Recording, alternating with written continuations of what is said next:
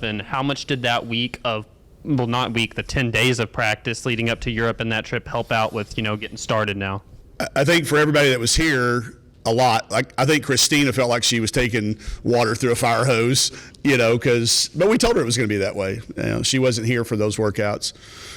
Comfortable level, it flowed. It had really, really good pace. I was really pleased with the work they've done in the strength and conditioning area and the athletic training area, how strong they were, how long we were able to go without losing focus.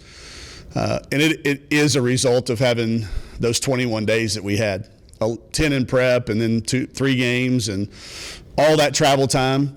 We've kind of been on each other's nerves already, so we didn't have that build up. We've got that out of the way. We've been through those first 2 or 3 of those moments. So I thought we got a lot done. We made it almost 2 full hours, which for us is a lot at the pace we were going at. The addition of the press into every drill makes every drill kind of a little bit new. So I think it had the new factor first. Everybody was excited to be back together as a team. But then the comfortableness of having already done a lot of the hard things.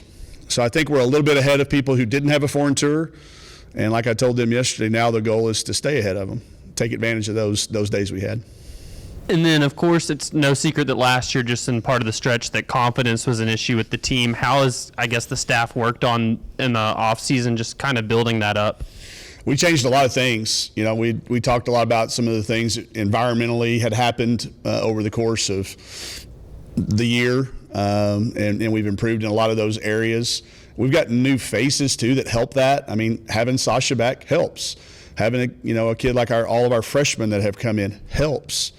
I'm not one of those people that dwell on the subtractions. I think more about the additions, but those additional perspectives have been really good. I think as a staff, we just pointed out some things that had started to kind of get on our nerves each other. We've been together about 7 years too, So I think we've cleaned up a lot of those things in our office. I don't think it trickles down to the practice floor.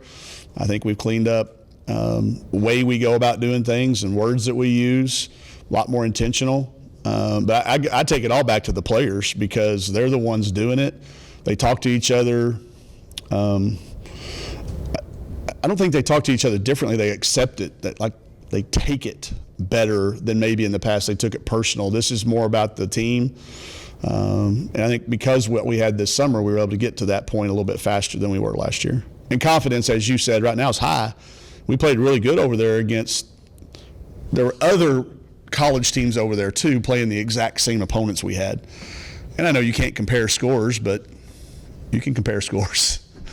It's the same teams, so it's, you can a little bit. It means something. It doesn't mean everything, but it means something. So I think we do have a confident group.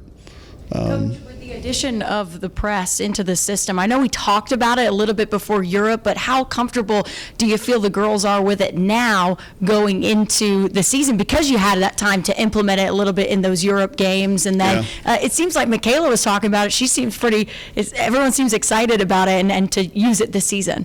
Yeah, and it carried over. We had success with it over there, and then the first thing we did yesterday was toss it up and play, and she immediately jumped into the press and caught the other team off guard, just because they kind of forgot that's what we do, We've said it all year last year. You can't just give people confidence. You have to have some success with some things. So I think to see it work at times, we're still not trotting that thing out there ready for display in front of public consumption. It's not by any means the 40 minutes of hell that Coach Richardson used to do on that floor. And I'm not even going to get, we're not close to that yet. But it's coming in waves. And it's going to have, some warts along the way. But I do think it gives them an excitement. We've got more depth. Y'all will see that if you stick around. This is the last piece that you add when you're trying to build a program. And in year 7, you should have some depth, and we do. That's the last thing you add. Now that we have that, I think that plays into the press. I was actually going to ask about the depth, so that leads Great perfectly segue into my next question for you.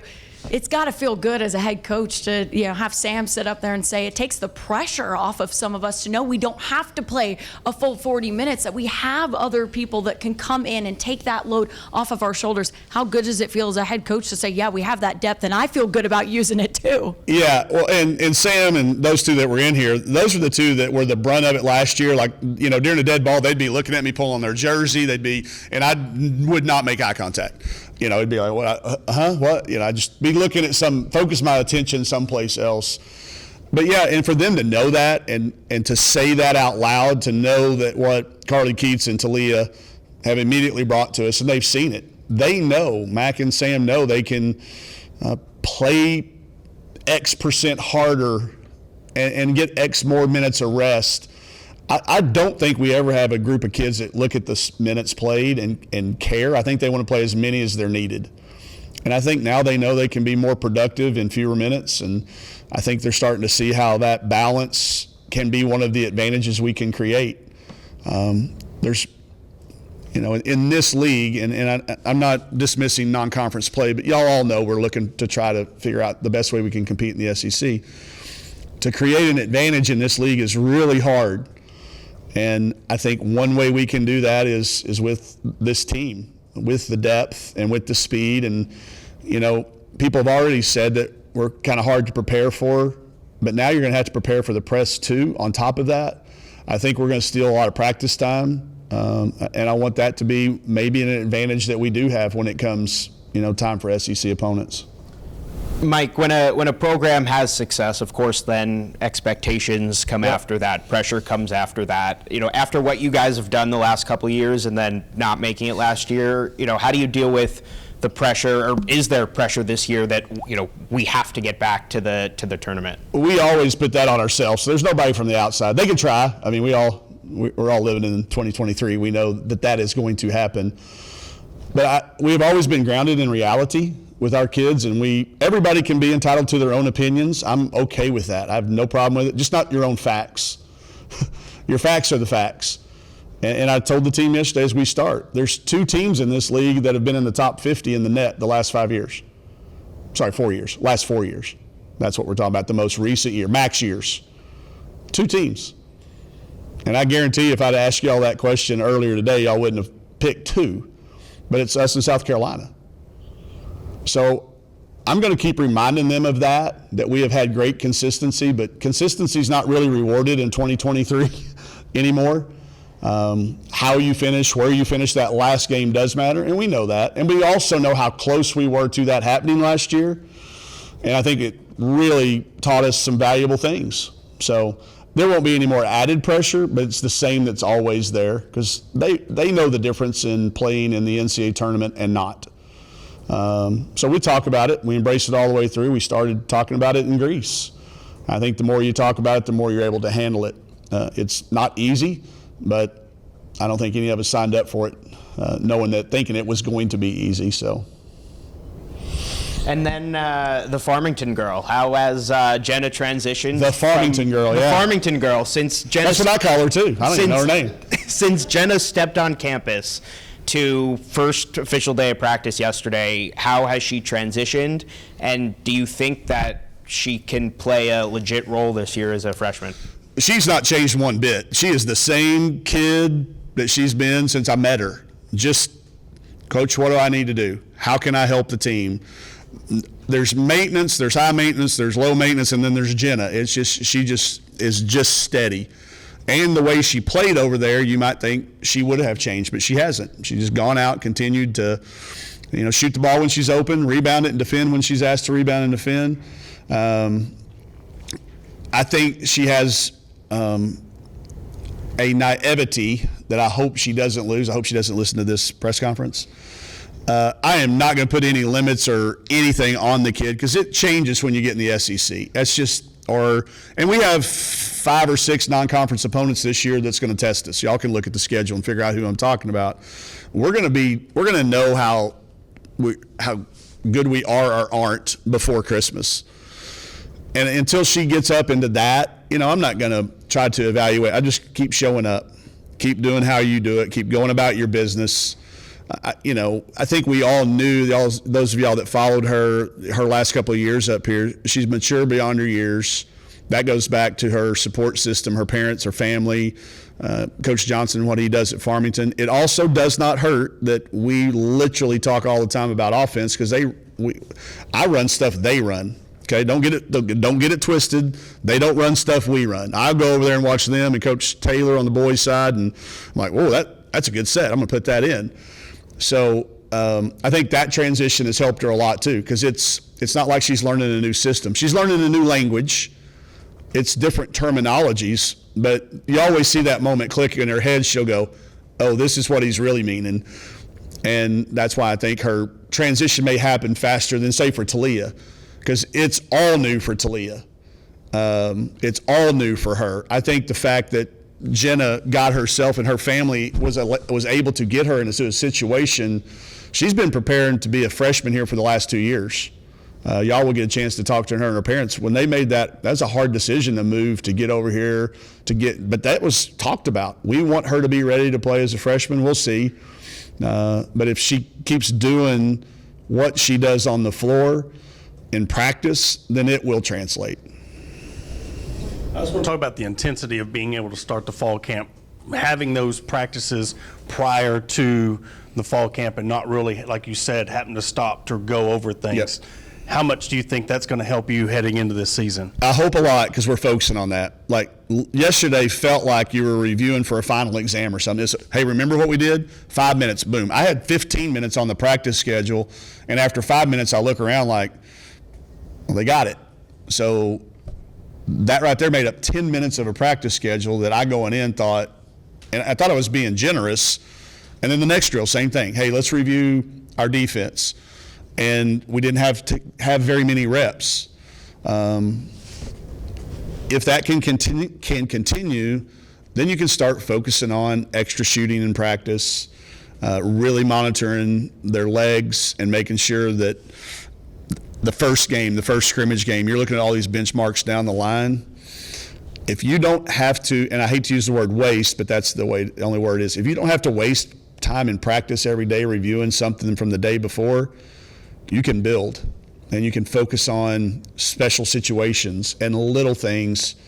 And this group's really hypersensitive to little things, because we know how close last year 6 games were that were all decided by little things. So there was a moment in practice yesterday when somebody said, last year we might have moved on. This year we got it right. So hopefully there keeps being more of those moments, Porter. And last thing for me, I want to go back to the depth and not so much on the court, but off the court. You're talking about, Michaela was talking about the weight room. How much do that you think they're able to put more into the weight room? They're able to put more into practice, knowing that the depth they have coming into the season, they can make those things right during practice. I think it affects every decision they make. I mean, I think they probably talked about a few of them while they were up here, but I bet when they're out there now, they're thinking of even more. I mean, I think it goes into the number of kids that are going down to watch the football game this weekend.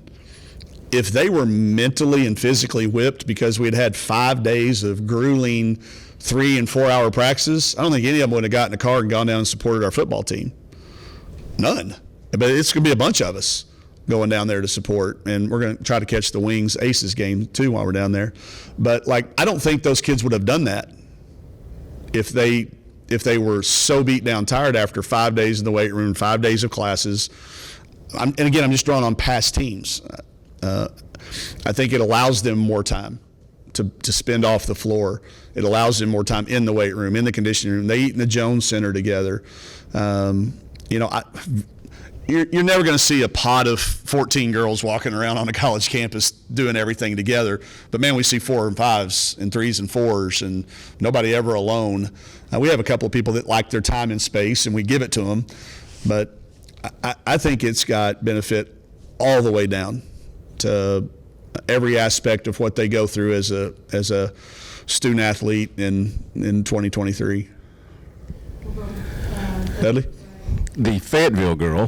The Fayetteville girl. Okay. We got 2 of those. Yes, yeah. Okay, clarify. Okay. Lauren or Sasha? Sasha? Okay, Sasha. Sasha Okay, has okay. returned. Just obviously she's very versatile and helps you out. But talk about just the overall big picture of her being back for the team and what it means for her and what it means for y'all. Well, I don't know. It'll probably be a long time before I'm ever to really able to verbalize it and put it into words. But like, you could just tell a difference when she was back. She's just. We were watching the football game the other day. A word came up: toxic positivity. Bobby Smith, I think, coined that word.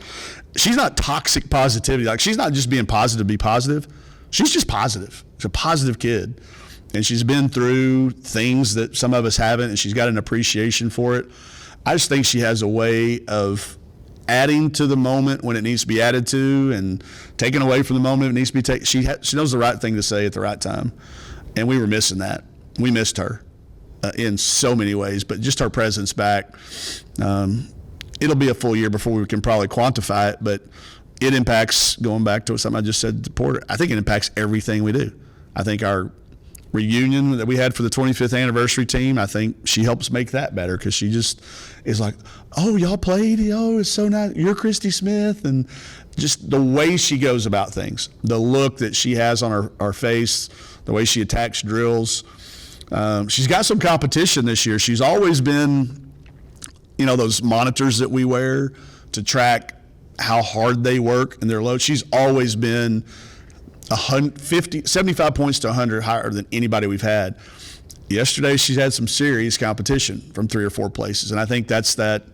I'm going to get the saying wrong about the tides all rise, all ships, or something. I think she's one of those kids that helps that raise everybody's approach. And then we got veterans, Mac and Sam and Jersey, and I count, Sailor's a veteran, even though she's got sophomore beside her name as number of credit hours she has. Those kids appreciate that. Those kids can take that and make it fit within our team.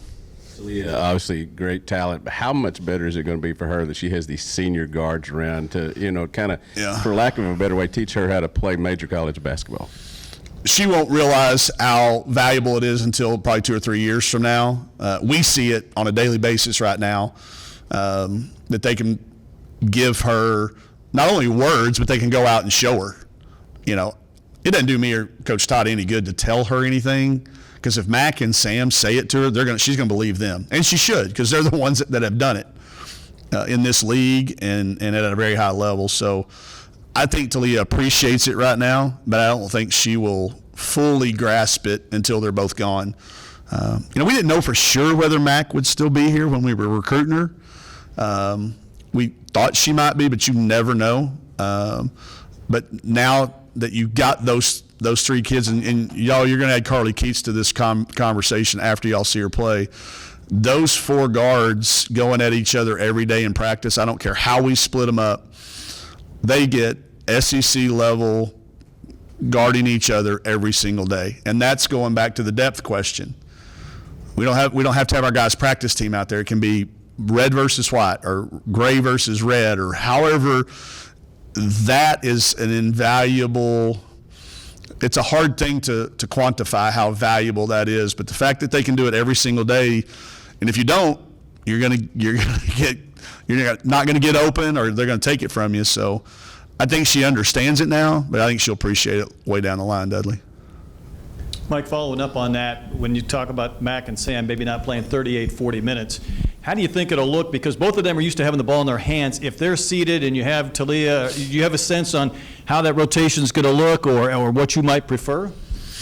I don't know what we'll prefer yet, but I know this overseas and even in practice yesterday, when she got it, Sam and Mac were perfectly content to run to that lock spot, because she's going to get you open. The number of catch and shoot threes they both got because of Talia's ability to penetrate and touch the paint went way up. So I don't think they'll be very reluctant. I may have to maybe, hey, Mac, go get the ball from time to time. So I think Talia has earned their respect and their confidence that if it's in her hands, we're going to be just fine. But I think I'm going to have to make them go get it, to be honest with you. And that's a good thing. Mac and Sam running the floor to those corner spots is going to stress a lot of people, especially if you're going to try to play as man, because now you start looking at matchups and you go, okay, well, who are you going to put on Mac? Who are you going to put on Sam? Well, then now who you have guarding Talia, that's got some cascade effect to it. So I think it's going to be fun to watch to see how it kind of. Right now, I'm not putting too many rules on anything. I'm just kind of letting them see how it works out on the floor. And then if we have to get in and coach it later, we will. But rather than go out there and put them in a box, I think all my players would tell me that's something that we don't really do a lot of, is telling them this is who you have to be. We kind of let you see what you can do, and then we go from there. Hey, Coach. So I know we're still pretty far out, but just to preview the non-conference schedule, Yeah. the two games that stick out to me are back-to-back against two of the better programs in women's basketball, being Florida State and UCLA. Just have you started to scout those, and how do you see those matchups? We start looking at them as soon as we start even thinking about putting them on the schedule. Hey, who do they have coming back? Who did they recruit? You know, so yeah, you start a little bit of that. You know, I think after you build your staff and your team, the next most important thing you do is schedule. It's got to fit your team. I think this schedule does. You know, we didn't schedule the Florida State game because it was part of that ACC challenge, but we knew we were going to play somebody in the ACC that was pretty comparable. It ended up being them. And then the UCLA game, when we scheduled it, Charisma Osborne was planning on going to the WNBA draft, and Sanaa Betts still played for Stanford. We got the game scheduled, got it contracted, and those two things changed. So I think they went from being a top 15 team in the country to being a top 5 team. But again, that's what's fun about all of that. I don't think our kids they didn't come here thinking that from November to December we were going to play people they didn't know. They want to play against people they grew up playing against. They want to play against the teams that are going to be on TV, games that are going to get picked up. So we had to give it to them. It's going to cause some sleepless nights for those of us that are recruiting, or scouting with it. But, you know, we tried to put ourselves back in challenging situations again, playing the 4 in-state schools, going back to Arkansas State, playing a Little Rock game, some quick turnarounds. Both of our tournaments in Florida have Illinois is an NCAA tournament team from last year. Marquette's going to be an NCAA tournament team. So I did not want to turn the calendar into December and not know some things. We're going to know some things. We won't be undefeated. If we're undefeated, we'll be number 4 or 5 in the country. If we're undefeated. I don't think we'll be undefeated. Maybe we will, but if we are, we're going to be in one of the top 5 teams in the country. Otherwise, if our record's less than perfect, we're going to be whatever we are, but we're going to know about our team going into the SEC. All right, y'all stick around.